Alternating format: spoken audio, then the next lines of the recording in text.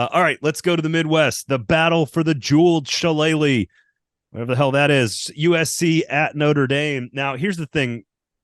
I was hearing your voice in my head watching the Louisville game saying no bye weeks for Notre Dame, back-to-back brutal games in which you exhausted a ton of energy and expended a ton of energy. The body blows of the wins for Notre Dame are costing them, or the loss to Ohio State and the win over Duke has cost them. You can't let Ohio State beat you twice, and it seems like that's kind of what happened. Credit to Louisville. How much more do they have left in the tank? Because now they're going to play the best offense they've played the entire season, the best quarterback they've played the entire season. They've got it. They're favored by 3, so Vegas seems to think that they've got something left in the tank. Short yardage offense. What are we doing at Notre Dame? I know you. So coming into this thought, I heard your voice and I was like, "Oh, this is the way it's going to be." I'm picking USC easily. Then I see USC go into overtime again, and they're struggling, still undefeated. So I'm picking USC here because of the energy levels. But man, Notre Dame, I'm so frustrated by this, Stephen. This is like watching Devin Leary throw a pass. You have a 235-pound rusher who is leading the nation on 3rd and 4th and 1. What are you doing, Notre Dame? Why are you getting so ridiculously cute? Use the guy who weighs 235 pounds and is leading the nation in rushing and use him to pick up the first downs. I don't get it either. First of all, let me give you some stats about Notre Dame's offense.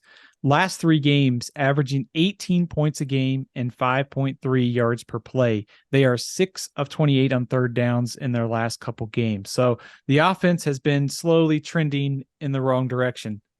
Might I point out, this might be where going cheap on your offensive coordinator hire in the offseason might be catching up to you. Now, saying all that, USC's had trouble tackling all year. Here comes Audric Estime. Here comes the Notre Dame offensive line that has been banged up. The receiving core has been banged up. If they can get healthy, this USC defense, albeit the strength is up front, there are probably some plays here for Estime. And if you can lean on USC for 4 quarters and sort of take the air out of the ball and keep Caleb Williams on the sideline, you got a shot. I think more than a good shot, because basically the Vegas likes Notre Dame and probably some of that's home field.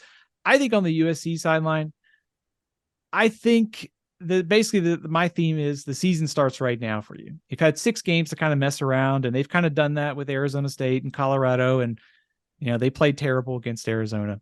I'll forget all of that if they go out and win on Saturday night, because you start looking at their schedule with some of the Oregon, the Washington, the test coming up. Utah. There's no more time to screw around. So defensively, they obviously have to be better, but the offensive line for USC has been a little bit more of a question mark than I think maybe we thought coming into this year.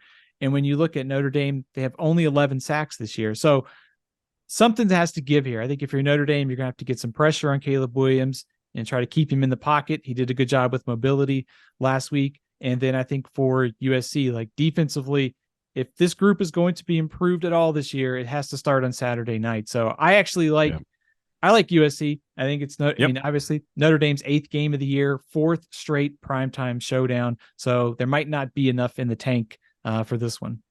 Yeah, I'm going with the road team who's an underdog to win outright as well. I think USC just has, like, whatever you think of all the questions, the offensive line, protecting the quarterback, tackling in space, like there are questions. They're going to score points. And if you ever wanted an argument or sort of a personification of the argument against the extended regular season and extended playoff for college football players and the toll it takes on the body and all those talking points that we bring up when we say, like, what about a 12-team playoff? What about extra game here, extra game there, extra Power 5 game, extra conference game, 10 conference games, all those things. This is a case study. If Notre Dame comes out and is completely flat, cannot run with USC, cannot keep up, this is a case study for what happens to 18 to 22-year-old kids when you ask them to play 8 consecutive football games in a row and 4 consecutive primetime battles in a row, and how much energy it takes out of you.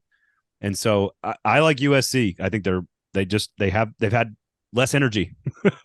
They've had to use less to get here, and Notre Dame's had to use all of it. And I just don't know how much they've got left, honestly. And so if they win, huge credit to Notre Dame. I'll give you a ton of credit for sort of like, stiff back, stiff upper lip, whatever cliche you want. But this is the if I'm one of the people that hates the expanded playoff because of the player safety, this is the team in the game that I'm pointing at. Yeah. Also, a few other numbers to consider here. Notre Dame only 44 rushing yards against Louisville, 1.6 yards per carry. It's got to be a lot better. And Notre Dame has allowed just 4 passing touchdowns all year. So the secondary for Notre Dame has held up well, but this will be by far their biggest test on Saturday night.